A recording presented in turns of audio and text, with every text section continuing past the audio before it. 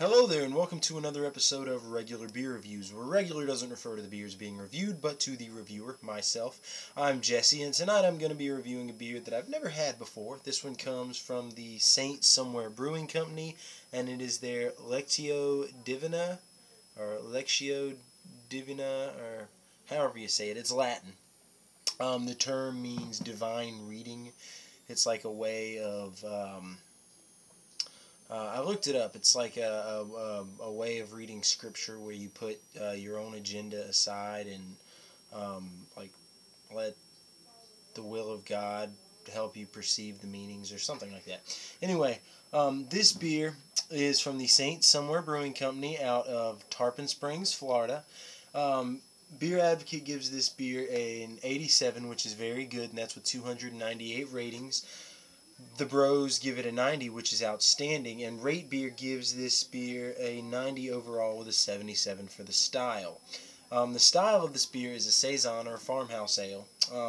It's funny because even though on the bottle it says Belgian style ale, which is basically the same thing, or an amber ale. So it has an ABV of 8%, so it's a pretty big beer, and it has a year-round availability.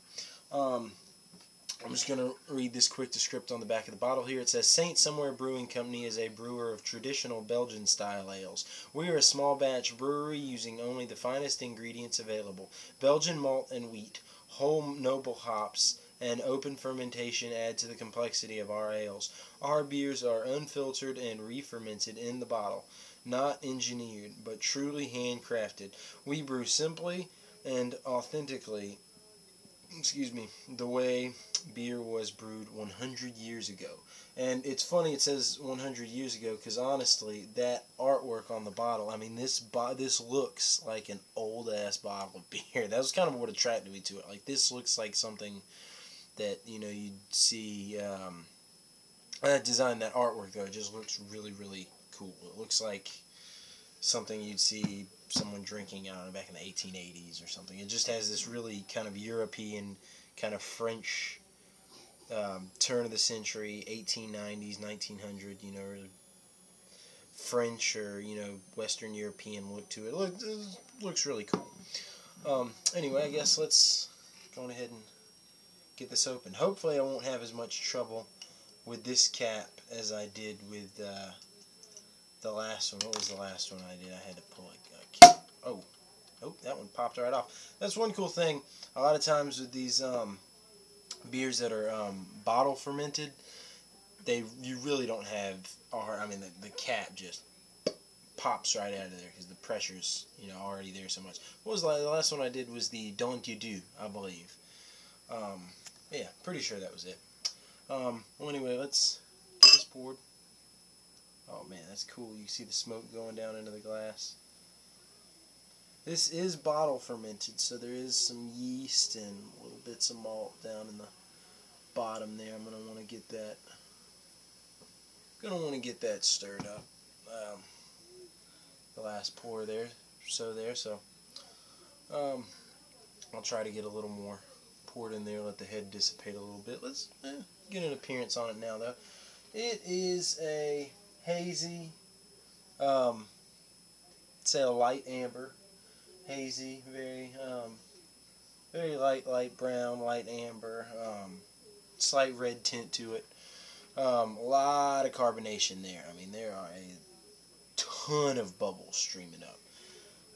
Nice 3-finger, was about 4 a minute ago. Nice 3-finger head. Looks creamy, yet the bubbles do look big. There is, this does look kind of like a frothy head, but at the same time it does have a bit of a creamy appearance. But the bubbles in this head, yes, they are very, very big. So, this beer is really, really carbonated. So let's go on ahead and get a nose on this one. Oh wow, this smells. I can smell some spices right up front. It smells like coriander, a little bit of ginger. So I can smells like some citrus peel, some sage. I smell sweetness there. Maybe some nutmeg, maybe some brown sugar, maybe some cinnamon. I smell, it smells kind of nutty, a little bit of a nutty quality to it there. The malt is like biscuity, but very light. Not really picking up on a huge hop presence here, but it, yeah, it definitely smells good. So let's just go on ahead and dig into this one.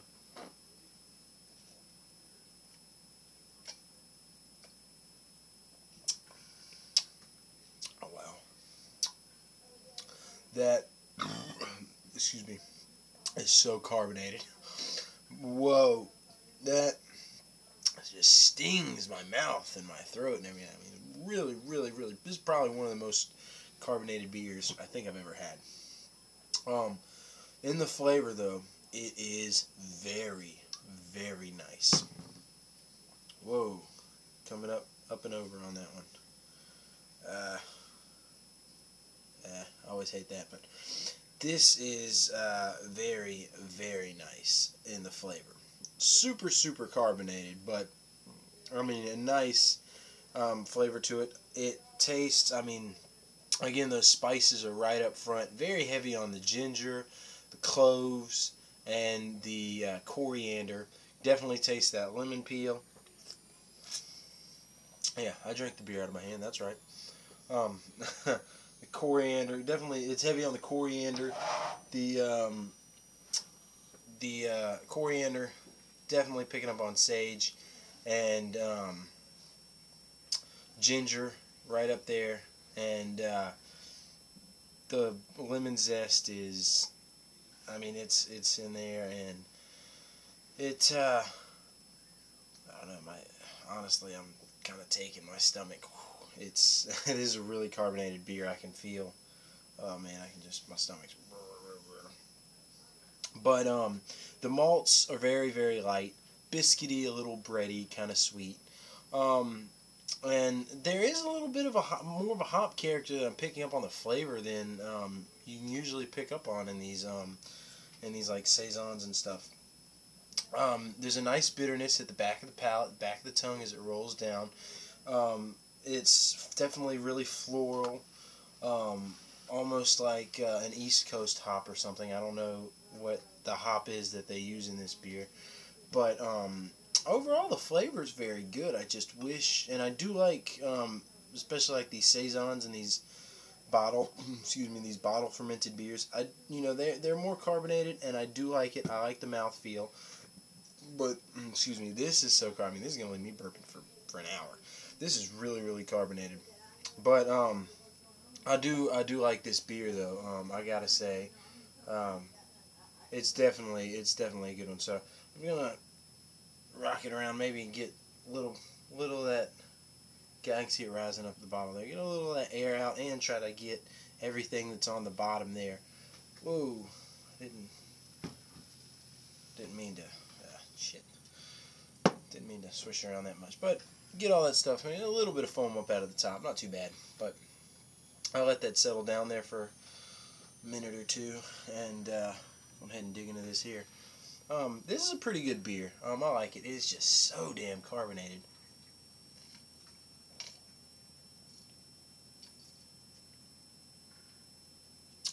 Very, very tasty. And for a big beer, I'm not getting, 8%, I can't really taste any alcohol at all.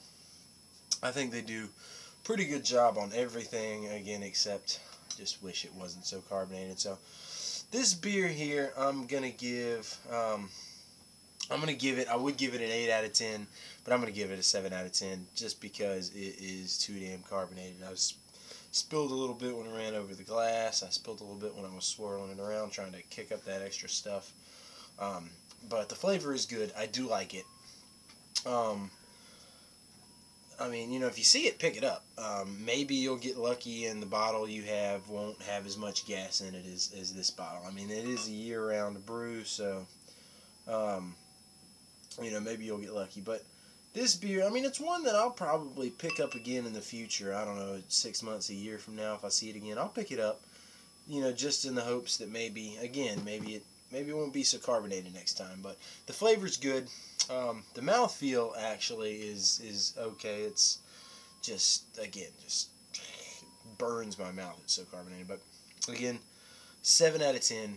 Would be an 8 out of 10, but I just don't like all that carbonation. But it's bottle fermented beer, so I guess, you know, I should expect a good bit of carbonation. But anyway, thank you for watching, and keep watching again in the future for more reviews. Prost.